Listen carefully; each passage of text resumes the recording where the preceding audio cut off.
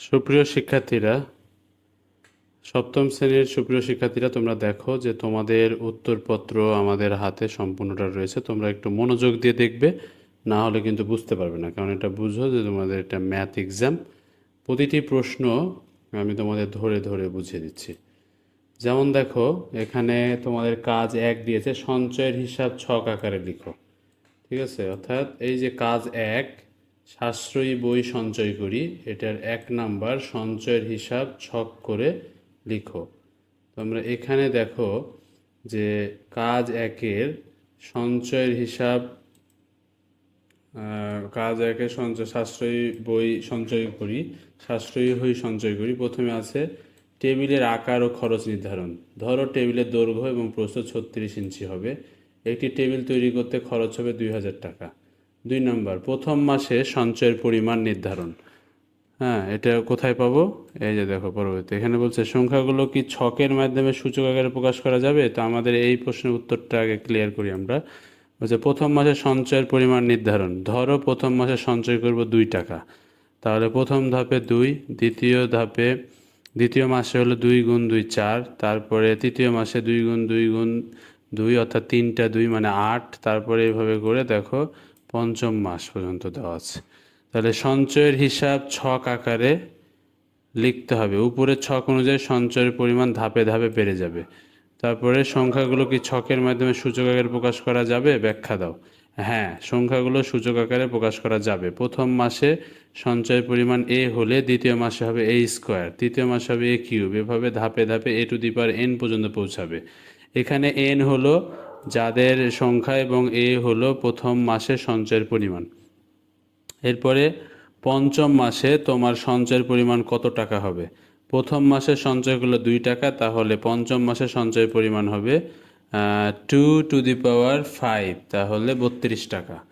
এরপরে 4 নাম্বার, তোমার পরিকল্পনা অনুযায়ী টেবিলটি তৈরি করতে কত মাস সঞ্চয় করার প্রয়োজন হবে?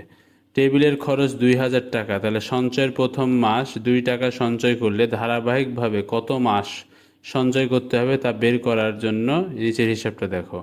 প্রথম মাসে, দ্বিতীয় মাসে 2 স্কোয়ার 4 টাকা, প্রথম মাসে 2 টাকা, তৃতীয় মাসে কিউব 8 টাকা, এইভাবে করে প্রতি মাসে যত আসবে সেটা হলো উপরে পাওয়ার হবে। তাহলে দেখো ঠিক 11তম মাসে যে 2048 টাকা, এইভাবে একাদশ মাসে সঞ্চয়ের মোট পরিমাণ 2048 টাকা, যা টেবিল তৈরির খরচ 2000 টাকা বেশি, 2000 টাকার বেশি। তাহলে টেবিল তৈরি করতে 11 মাস সঞ্চয় করার প্রয়োজন হবে। ঠিক আছে, অর্থাৎ আমাদের কত মাস সঞ্চয় করতে প্রয়োজন হবে, অর্থাৎ তোমাদের এই 1 নম্বর কাজটা আমাদের ক্লিয়ার হয়ে গেল। এবার 2 নম্বরে দেখো পরিমাপে দক্ষতা বাড়ায়।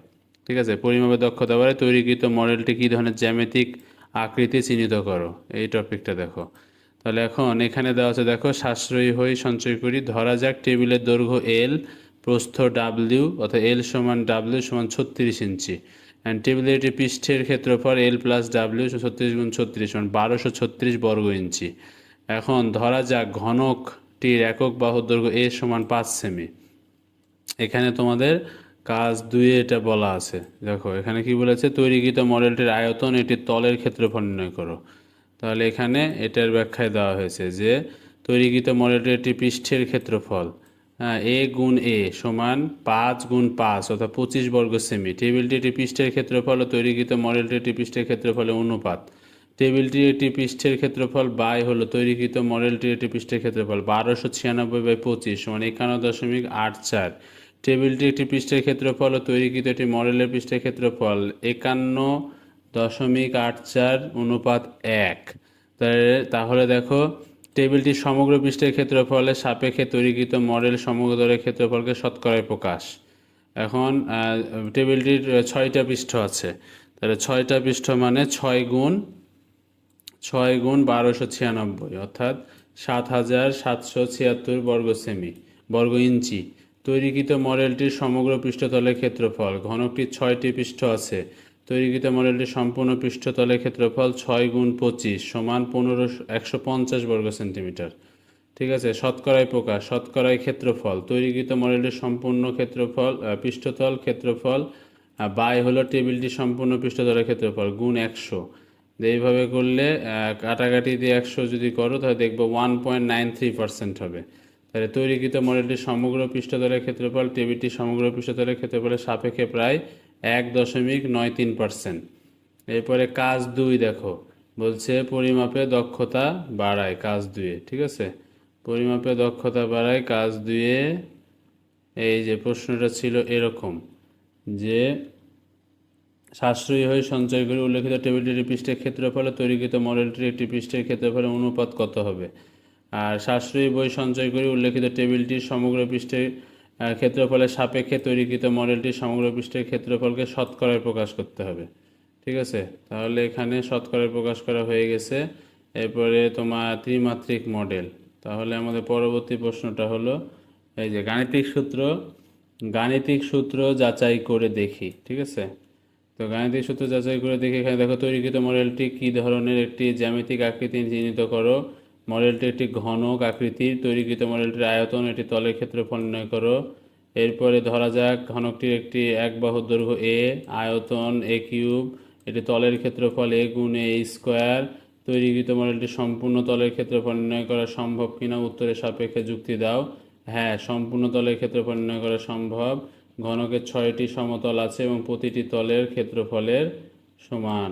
সম্পূর্ণ তলের ক্ষেত্রফল টোটাল সারফেস এরিয়া এ 6 ইন্টু এ স্কোয়ার সমান 6 এ স্কোয়ার। উদাহরণ, ধরা যাক আমাদের ঘনকটির এক বাহুর দৈর্ঘ্য এ সমান 5, এ কিউ সমান 5 কিউ সমান 125, একটি তলের ক্ষেত্রফল এ স্কোয়ার সমান 5 স্কোয়ার 25, সমগ্র তলের ক্ষেত্রফল 6 এ স্কোয়ার 6 ইন্টু 25 সমান 150 বর্গ সেমি। এরপরে গাণিতিক সূত্র যাচাই করে দেখি। দেখো কাজ 1, আমরা দলগতভাবে তৈরিকৃত মডেলটি একটি পৃষ্ঠের সমান কাগজ কেটে নেব। এরপর লটারির মাধ্যমে প্রাপ্ত যে কোনো একটি সূত্র বেছে নিয়ে উক্ত কাগজটি রং করে একটি মডেল তৈরির মাধ্যমে সূত্রটি প্রমাণ করব। ধরা যাক আমরা সূত্র 1 বেছে নিয়েছি, a plus b whole square সমান a square plus 2b plus b square. এখন মডেলটি একটি পৃষ্ঠের দৈর্ঘ্য এ বি, আমরা কাগজের পৃষ্ঠে এই সূত্রটি প্রকাশ করব।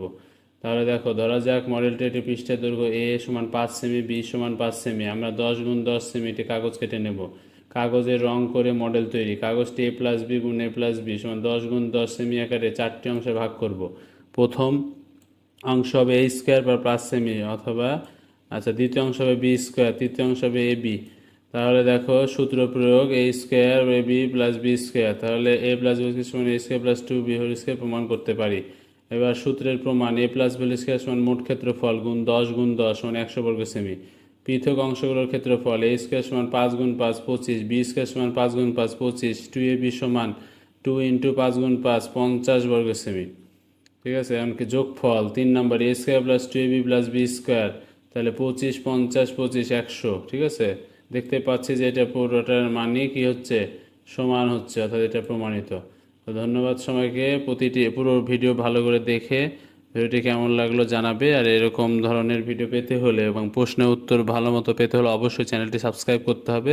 তোমাদের বন্ধুদের কাছে চ্যানেলটি শেয়ার করো। ধন্যবাদ সবাইকে, আল্লাহ হাফেজ।